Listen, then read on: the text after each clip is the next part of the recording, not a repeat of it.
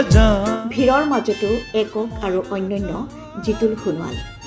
জিতুল সোণোৱাল কেৱল এটা নাম নহয়, ই অসমীয়াৰ আৱেগ। পাহৰিব নোৱাৰা এটা সুৰীয়া কণ্ঠৰ নাম জিতুল সোণোৱাল। ৯০ দশকৰ আৰম্ভণি ফালে অসমীয়া সংগীত জগতলৈ নতুন জোৱাৰ অনা শিল্পীজনেই জিতুল সোণোৱাল।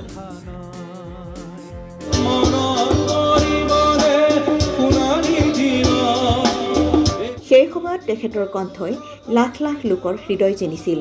তেখেতৰ গীতত মাটিৰ গোন্ধ আছিল, নদীৰ সুৰ আছিল, মানুহৰ মৰম আছিল। কম বয়সৰ পৰা গীত গোৱা শিল্পীজনে নিজস্ব শৈলীৰে গীত পৰিৱেশন কৰি অসমীয়া সংগীত জগতত এটা দশক ৰাজত্ব কৰিছিল।